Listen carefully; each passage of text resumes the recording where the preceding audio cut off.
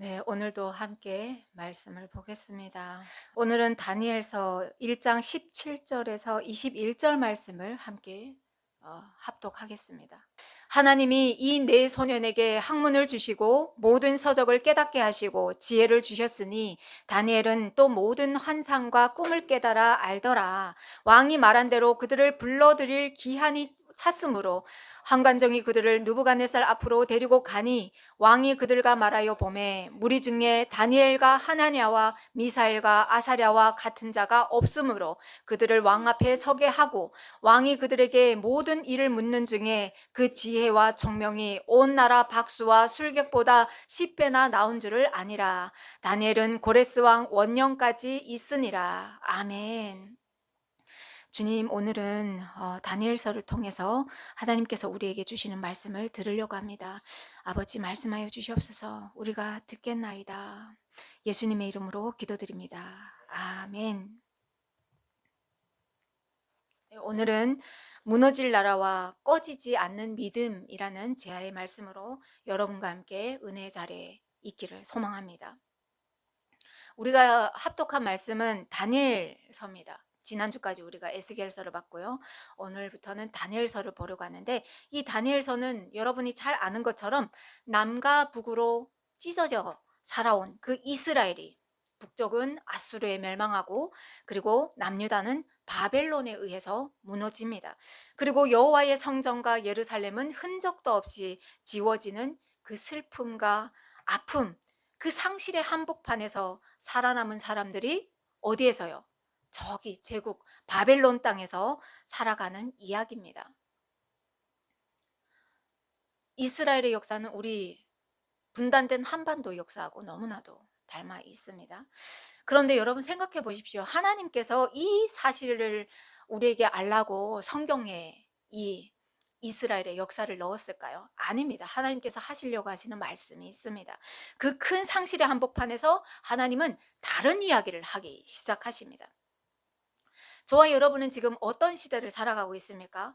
과학기술이 최첨단을 달리고 있는 이 시대를 살아가고 있습니다.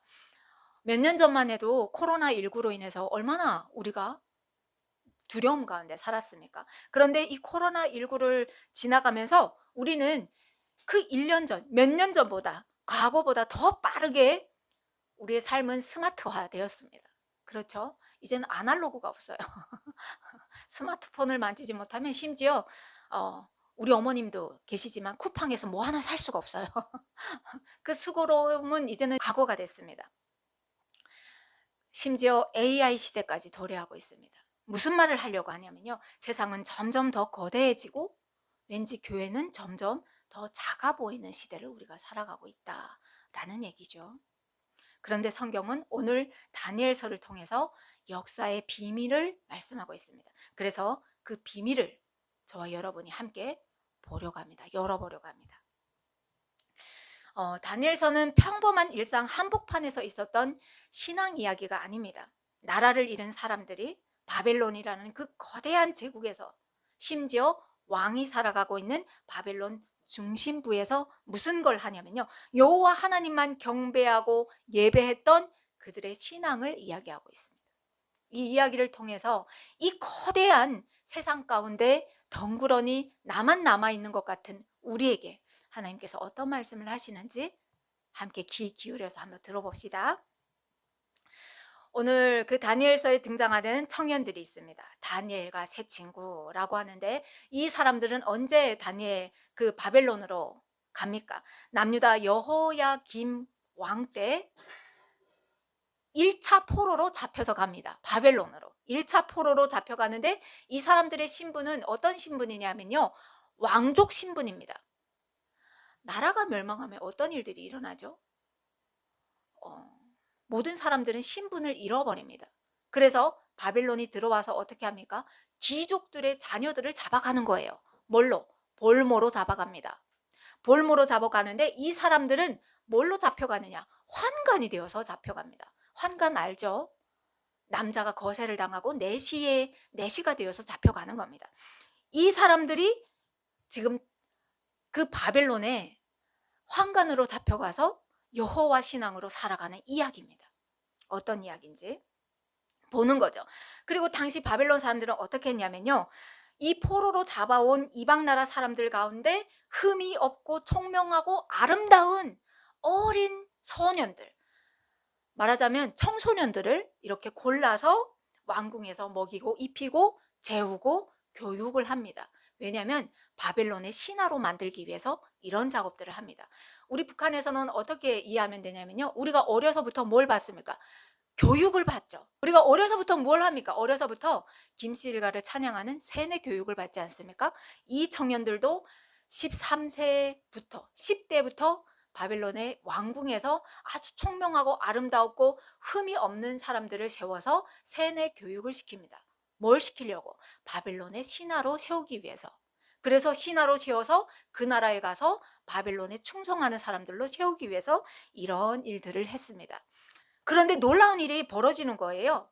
이 다니엘과 세 친구 이 사람들이 왕궁에서 하사에서 내려오는 음식과 왕에서 내려오는 그 포도주를 먹음으로 여호와 하나님 앞에서 내 마음에 죄를 짓지 않겠다, 이런 결단을 합니다. 누구도 알아봐 주지 않고 누구도 그들의 그 신앙을 하라고 강요하는 사람도 없는데 그런 결단을 하고 나왔다는 거죠. 그러니 이 바벨론의 환관장이 놀랍니다. 이렇게 하면 안 돼. 너희는 먹어야 돼. 이 왕이 하사하는 음식들을 먹어야 돼. 안 그러면 너희 생명이 위험해. 라고 얘기하는데 이들은 굽히지 않습니다.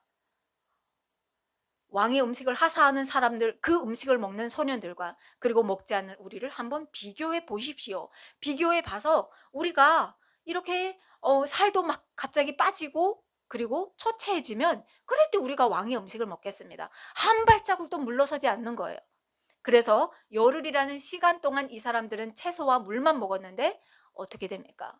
왕이 하사하는 음식을 먹은 소년들보다 더 반짝거리고 얼굴에 광채가 나고 하니까 결국 이 사람들은 왕이 하사하는 음식을 안 먹고 하나님 앞에서 여호와 신앙을 지킬 수가 있는 이런 내용들이 시작이 됩니다.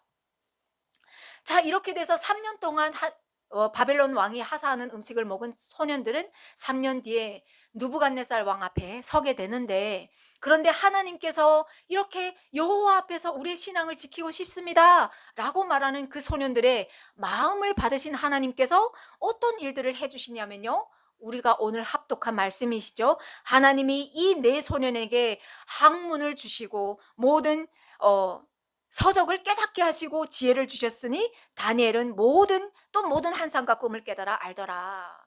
외국어에 능통하게 하시고 책을 읽어도 무슨 내용인지 바로 깨닫게 하셔서 다니엘은 심지어 꿈을 꾼 사람의 그 내용까지도 깨닫는 지혜로운 자가 되게 했다라는 것들을 합니다.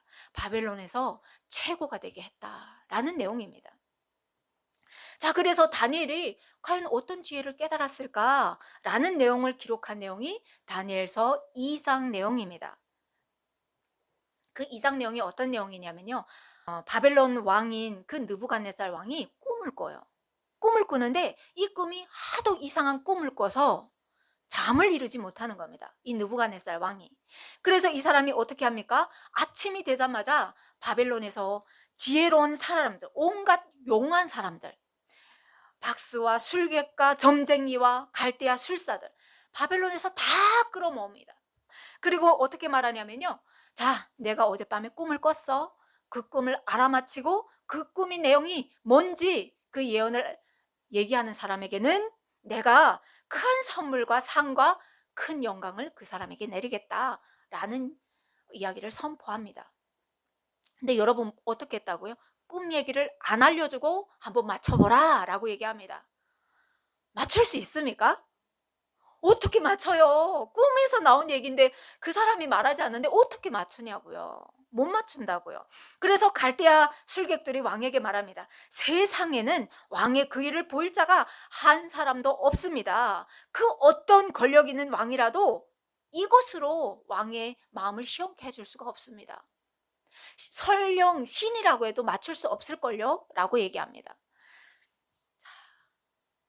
이 사람들이 틀린 말을 했습니까? 이 사람들이 말이 맞아요.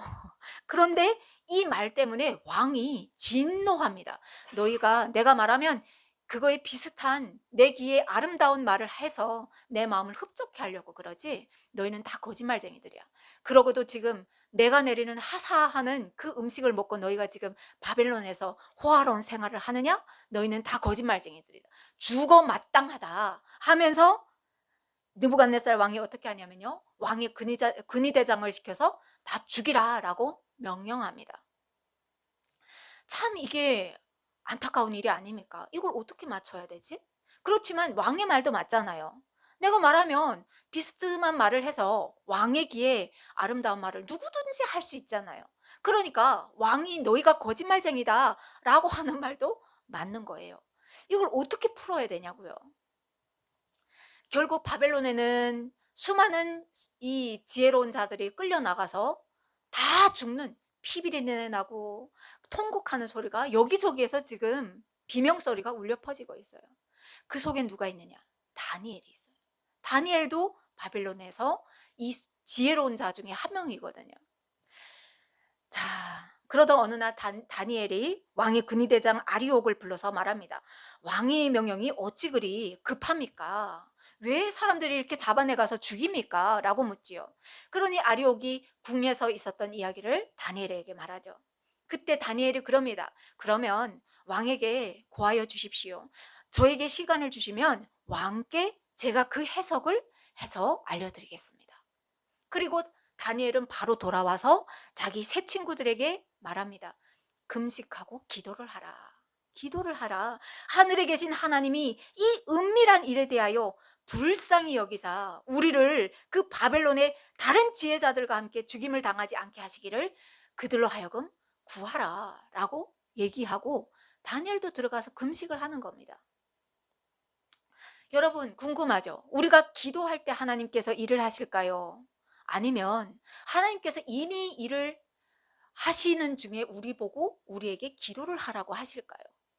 하나님께서는 이미 다니엘에게 말씀하시려고 하십니다. 그래서 이렇게 기도를 하니까 그 한밤중에 하나님께서 다니엘에게 환상으로 느부갓네살의 그 꿈 이야기를 보여주십니다. 절체절명의 순간에 다니엘이 느부갓네살의 꿈을 이제 알게 됐죠. 그래서 다니엘이 감격하면서 그 밤에 하나님 앞에 기도합니다. 영원부터 영원까지 하나님의 이름을 찬송할 것은 지혜와 능력이 그에게 있음이로다 라고 고백하면서 하나님은 때와 계절을 바꾸시며 왕들을 폐하시고 왕들을 세우시는 분이십니다. 여러분 다니엘은 어떻게 생각했냐면요, 그 바벨론에 잡혀왔을 때 바벨론의 신 마르득을 보면서 우리 여호와 하나님께서 마르득 신보다 좀 작으신가? 라는 섭섭한 마음이 있었어요. 왜냐하면 하나님께서 세우신 그 이스라엘이라는 나라가 다 망하고 이 몇 안 남은 사람들이 바벨론의 포로로 잡혀와 있으니 서운한 마음이 있다는 거예요. 우리 가운데 있습니까? 없습니까? 있지요. 하나님 우리가 왜 여기까지 와서 나라도 우리를 부인하고 우리를 받아주지 않고 거부하고 고국이 그리워서 가면 우리를 잡아서 죽이는, 하나님 우리는 오도 갈 데 없는 이런 불쌍한, 어쩌다 보니 이런 운명이 됐습니까? 우리 탈북민들의 기도가 그게 아닙니까? 그런데 하나님께서 오히려 이 분단된 한반도에 우리를 보내시면서 보여주시는 겁니다. 너희가 봐라, 내가 창조한 세계노라, 이렇게 아름답노라 하면서 우리에게 온갖 좋은 것들을 선물로 주십니다. 그러니 못 먹는 형제들을 보면서 생각하면서 눈물로 기도할 수밖에 없는 우리에게 다니엘과 같은 생각을 우리가 안 합니까? 하지요. 그런데 하나님께서 느부갓네살의 꿈을 보여주시면서 하니까 다니엘이 고백하는 겁니다. 하나님은 때와 계절을 바꾸시며 왕들을 폐하시고 왕들을 세우시는 분이시야말로 여호와 하나님밖에 없습니다. 우리가 오해를 했군요, 하나님 하면서 다니엘이 고백하고 있는 겁니다. 우리의 하나님은, 여호와 하나님은 영원하신 창조주시였군요.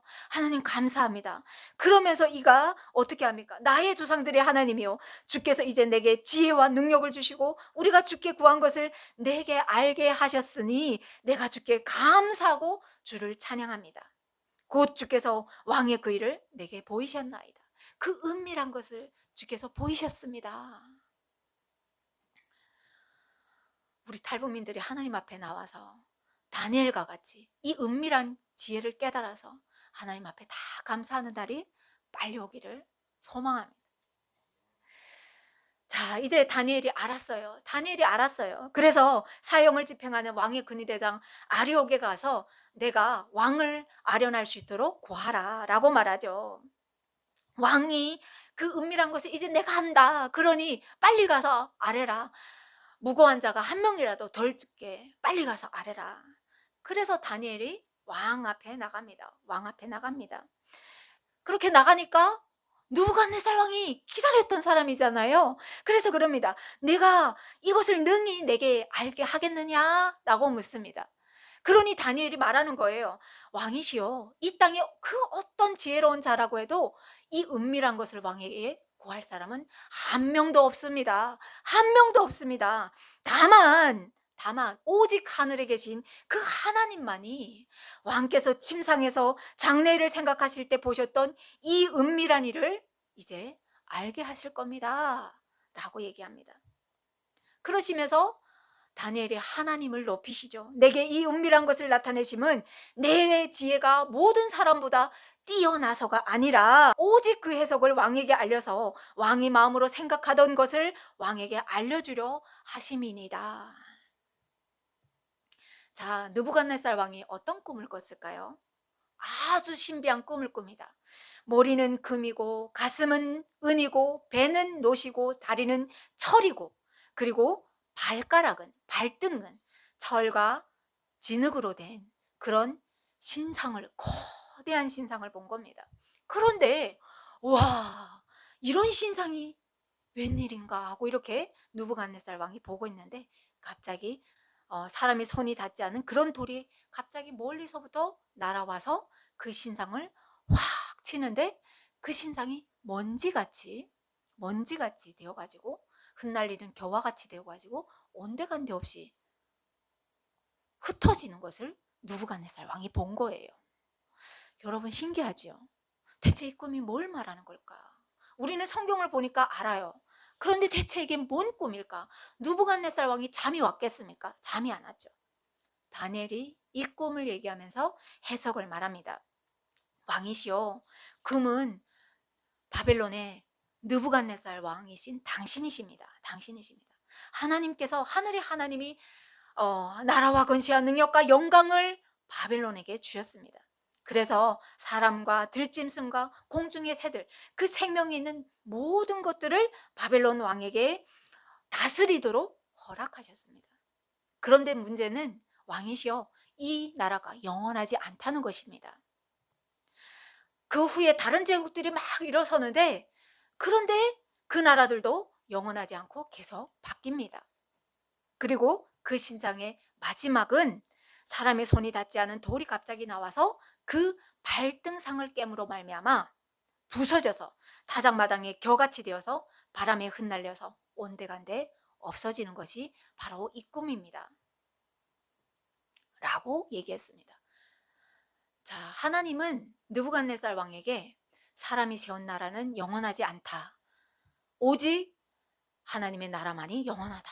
그러니 너는 겸허하고 겸손한 마음으로 내 앞에 서라. 이 권력도 이 영광도 내가 너에게 줬노라 라고 말씀하셨습니다. 그런데 느부갓네살은 무슨 생각을 하냐면요. 뭐라고? 내가 금이라고? 나보다 후에 오는 나라들이 나를 능가하지 못한다고? 아, 나는 이렇게 위대한 왕이었구나. 금에 꽂힙니다. 여러분은 어떻습니까? 여러분은 하나님의 말씀을 하시는데 사람들은 내가 듣고 싶은 말만 들어요. 내가 대단하다고? 내가 이런 존재라고?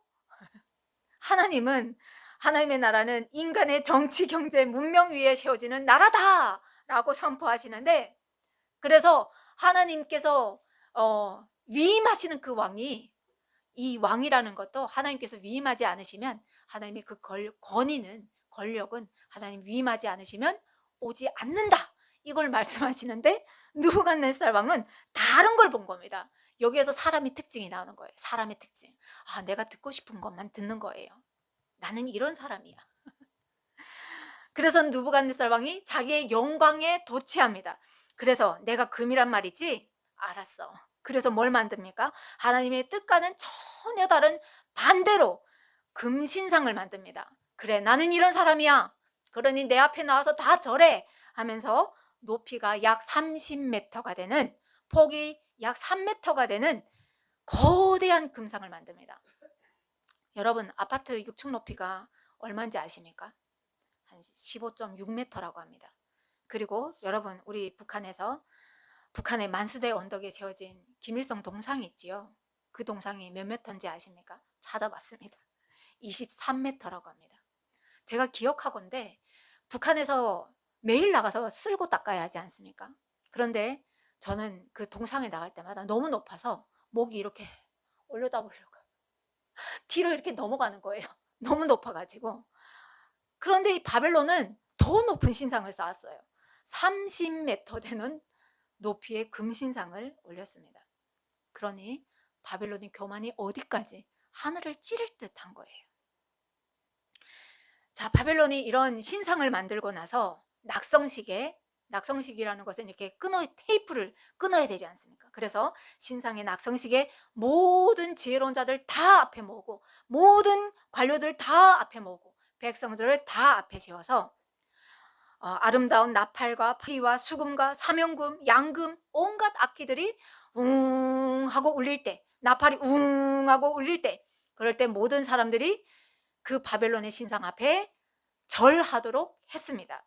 누구든지 절하지 않는 자는 맹렬하게 불붙는 그 용광로 앞에, 우리는 용광로라고 하면 쉽게 알아듣죠. 그런데 성경에는 풀못불이라고 기록되어 있습니다. 그 용광로 안에 집어넣어서 태워 죽이겠다, 뼈가루도 찾지 못하게 태워 죽이겠다라고 공포 정치와 함께 모두 절하라 라고 명령했습니다. 그런데 여기에 또 절하지 않는 사람들이 있습니다. 누굴 것 같습니까? 그렇죠. 다니엘의 세 친구가 여기에서 머리를 꼿꼿이 쳐들고 모두가 웅 할 때 다 절하는데, 왕이시여 천세를 누리소서 하면서 절을 했을 텐데, 그런데 이 세 친구는 절하지 않는 겁니다. 그러니 어떻게 됐겠습니까? 왕 앞에 불려갔겠죠. 그래서 왕이 그래요. 너희는 왜 절하지 않느냐? 너희가 절하지 않으면 저 풀무불에 들어가서 죽는 줄 모르느냐? 그러니 이제라도 다시 이 음악이 울릴 때 너희는 저 금신상 앞에 이제 절을 해라 라고 얘기를 합니다. 그때 바벨론 왕이 선포하는겠죠. 내가 너희를 용광로 가운데 던져 넣을 건데, 그럴 때 능히 너희를 내 손에서 건져낼 신이 있느냐? 라고 말합니다. 그러니 말을 들어라 라고 얘기하죠. 그때 이 세 친구들의 고백이 이렇습니다. 느부갓네살 왕이요, 우리가 이 일에 대하여 왕에게 대답할 필요가 없습니다. 우리가 섬기는 하나님이 계시다면 우리를 이 맹렬히 타는 풀무불 가운데서 능히 건져내실 것입니다. 그리고 왕의 손에서도 건져내실 겁니다. 그런데요 왕이시여 들으시옵소서.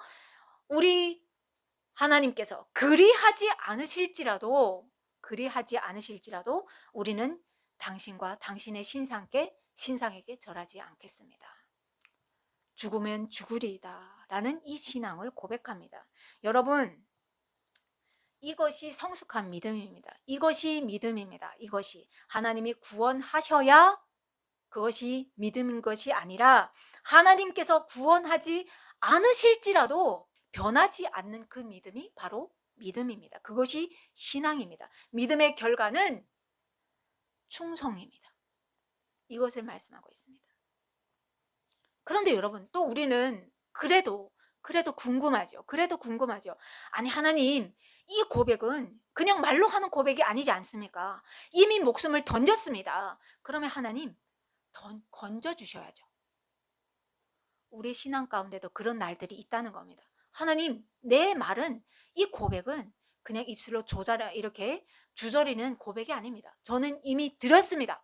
그러면 하나님이 이 고난을 치워주셔야 되는 거 아닙니까? 그런데 이 왜 고난이 있습니까? 저는 이런 이야기를 들었습니다. 2001년 5월경에 어떤 일들이 있었냐면요, 중국의 서안이라는 곳에 말씀을 통독했던 탈북 청년들이 한 60, 70명 가량이 있었습니다. 그런데 이 70명이 되는 사람들이 2001년도에 중국 공안에 다 잡혀나갔습니다.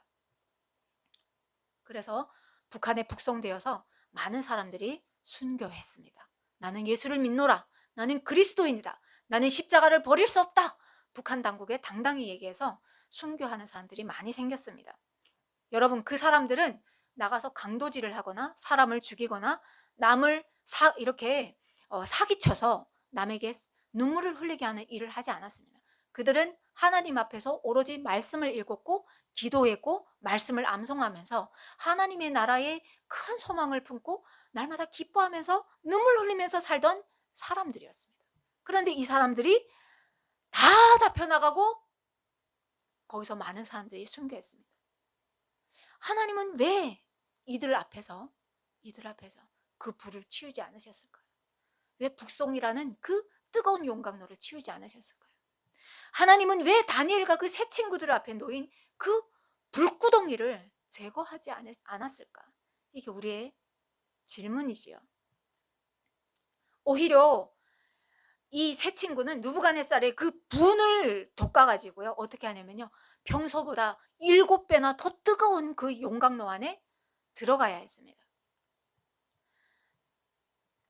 하나님은 말씀하십니다. 신앙이라는 건 말이야, 불을 피하는 기술이 아니야. 내 앞에 있는 그 불을 피하는 게 신앙이 아니야. 불 속에서도 무너지지 않는 그 신념이 신앙인의 정체성이야 라고 하나님은 말씀을 통해서 우리에게 말씀하십니다. 북한으로 잡혀갔던 그 탈북 청년들의 앞에 그 총구는 제거되지 않았지만 그들의 믿음이 증명되었습니다. 하나님은 그 세상 앞에서 나는 그리스도인입니다. 나는 예수를 믿습니다. 나는 예수를 나의 구주로 고백합니다. 나는 내 십자가를 부인하지 않습니다. 내 십자가를 지고 달리겠습니다. 라고 말하는 그 믿음의 백성들을 가지고 세상에 드러내 보이시는 겁니다. 이것이 바로 내 백성이노라고. 이것이 바로 믿음이라고. 이것이 바로 신앙이라고 말씀하시는 겁니다. 그런데 이 말씀을 들을 때 우리 마음 가운데 그런 게 있죠. 하나님, 나도 그렇게 살고 싶습니다. 나도 다니엘처럼, 나도 그 청년들처럼 하나님, 그 총구 앞에서도 나는 예수님을 부인하고 싶지 않아요. 그런데 하나님, 내 삶을 보면 당신은 늘 강한 믿음으로 서 있습니까? 라고 묻는 그 질문 앞에서 나는 늘 작아집니다. 나는 늘 나의 그 죄악된 모습 때문에 하나님 앞에서 눈물밖에 안 납니다. 이런 고백하는 신앙 공동체가 바로 바벨론에서 포로로 잡혀있던 그 공동체였습니다. 우리에게 소망이 있을까? 우리에게 희망이 있을까? 과연 믿음이란 무엇일까? 과연 우리가 하는 것이 이게 신앙일까? 라는 그 질문을 갖고 있죠. 그런데 하나님께서 영적으로 완전히 무너져 있는 그들 앞에 말씀하시는 겁니다. 내가 내 거룩한 이름을 위하여 행하리라. 내가 내 거룩한 이름을 위하여 행하리라. 새 영을 너희에게 주고 새 영을 너희 속에 두며 돌 같은 마음을 제거하겠다. 하나님께서 그 말씀을 하고 있는 겁니다. 그래서 하나님께서 말씀하시죠. 우리의 이 영적 상태를 누구보다 잘 아시는 그 하나님께서 완전히 죽어 있다고 말하는 우리 앞에, 죽어 있는 그 공동체 앞에, 소망이 없는 그 백성 앞에, 마른 뼈와 같은 그들 앞에 하나님께서 말씀하시는 겁니다.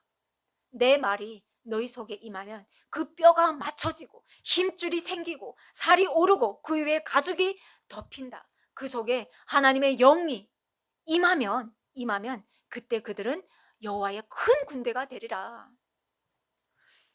그러면서 하나님 말씀하시는 겁니다. 회복은 우리의 결단이기 전에 하나님의 언약적인 신실하십니다. 이 말씀을 합니다. 맹렬하게 타는 그 불 가운데 다니엘의 세 친구가 들어가지요. 사드락과 메삭과 아벳느고가 들어갑니다. 이들을 그 용광로에 집어넣으려고 이 옆에 있는 보초병들이 막 끌고 가는데 7배나 더 뜨겁게 했으니 그 보초병들이 그 가까이도 가기 전에 다 타서 죽는 거예요. 타서 죽어요. 그런데 그 용광로 가운데 이 세 사람이 들어가는데 느부갓네살 왕 앞에 신기한 일이 벌어지는 겁니다. 느부갓네살 왕이 그 용광로 안을 이렇게 보는데 3명을 집어넣는데 4명이 아주 자유롭게 포박도 다 풀린 채로 이렇게 걸어 다니는 것을 보게 되죠. 그래서 느부갓네살이 너무 놀라가지고 주변 사람들한테 우리가 몇 명을 넣었느냐? 사람들이 말하죠. 3명 넣었습니다. 왕이시여. 그러니 느부갓네살이 그러죠. 그 용광로 가까이에 가서 그럽니다. 하늘의 종 사드락과 메삭과 아벳느고야, 나와라, 이리로 오너라. 궁금하다는 거예요. 이 세상 사람들은 보지 않으면 도저히 믿지 않으니까 나와라 라고 말하니까 이 사람들이 나오지 않습니까? 나왔으니까 어떤 일들이 일어났을까요? 동물원에 어떠한 뭔가를 보듯이 모든 사람들이 막 달려와서 우르르 몰려와서 다니엘의 세 친구를 둘러싸고 보죠.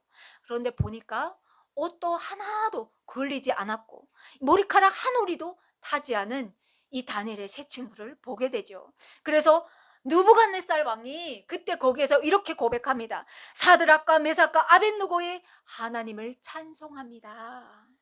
그가 그의 천사를 보내사 자기를 의뢰하고 그들의 몸을 바쳐 왕의 명령을 거역하고 그 하나님 밖에는 다른 신을 섬기지 아니하는 그들을 보호하셨노라. 그러니 내가 이제 조소를 내리겠다.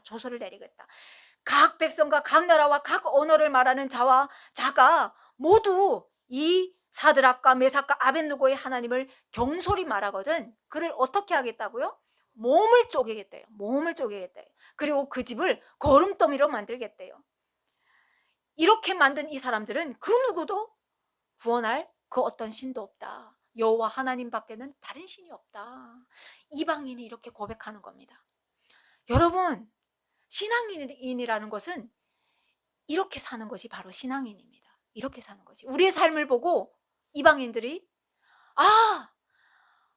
저 사람이 저러는 걸 보니 분명히 여호와가 있는가 보다. 예수가 있나 보다. 나도 그 하나님을 만나보고 싶다. 이게 바로 우리가 하나님 앞에서 세상 가운데 빛 가운데 사는 신앙인의 모습이라는 것을 하나님은 말씀하십니다. 여러분, 그 누구도 다니엘과 그 세 친구를 높이지 않았어요. 누가 높였습니까? 하나님께서 높이셨습니다. 우리가 하나님 앞에서 양다리를 세상과 그 하나님 사이에서 양다리를 거치지 않고 하나님 앞에 온전히 충성할 때 하나님께서 우리를 높이십니다. 이걸 보고 있는 거지요. 다니엘서에서 하나님은 말씀하십니다. 무너질 그 신상에 세상에 너희의 그 아까운 인생을 걸지 마. 에스겔서를 통해서 하나님은 말씀하십니다. 비록 죽어있고 호흡이 없는 공동체라고 해도 하나님께서 말씀하시면 살아난다 라고 말씀하십니다. 여러분, 우리가 세운 신상은 무너질 수밖에 없습니다. 지금은 이렇게 거대하고 단단하고 무너지지 않을 것 같은 세상이지만 여러분, 우리가 세우는 이 세상은, 그 신상은 반드시 무너집니다. 무너지지 않는 것은 오직 여호와 하나님 말씀밖에 없습니다. 제국의 끝은 있지만 하나님의 나라는 끝이 없다는 걸 말씀하십니다. 하나님은 오늘도 우리에게 말씀하십니다. 여호와 하나님을 나의 아버지로, 예수 그리스도를 나의 구주로 고백하고 살아가는 너희에게 내가 새 마음과 새 영을 너희에게 부어주겠노라. 내가 너희를 다시 일으키겠노라고, 회복의 자리에 다시 세우겠노라고 말씀하십니다. 믿음은 결과가 아니라 충성입니다. 여러분, 눈에 보이는 것에 흩날리는 그 금신상같이 우리가 사는 것이 아니라 하나님 앞에 충성하는 그 믿음으로 온전히 설 때 하나님께서 우리 인생 가운데 역사하시는 줄 믿습니다. 그래서 눈에 보이는 것에 흔들리지 마시고 영원하신 우리 주 하나님만 바라보면서 지혜를 간구하면서 이 한 주도 믿지 않는 그 한 영혼을 마음에 품고 하나님 앞에서 낭망하거나 실망하지 말고 그 한 영혼을 위해서 기도하며 살아가는 여러분과 제가 되기를 간절히 소망합니다. 기도하겠습니다. 참 좋으신 하나님 아버지, 감사합니다. 우리에게 오늘도 그 신앙은 흔들리는 것이 아니라 목숨을 버리면서까지 충성하는 것이 신앙이라고 말씀하시는 하나님의 그 음성을 듣습니다. 하나님, 세상에 떠내려가는 우리가 아니라 그 세상 가운데 단단히 그 반석 위에 세워지는 우리의 믿음이 되게 하여 주시옵소서. 하나님께서 우리를 붙들어 세우실 줄 믿습니다. 이 한 주도 주님께서 인도하실 줄 믿사옵고 감사하며 예수님의 이름으로 기도합니다. 아멘.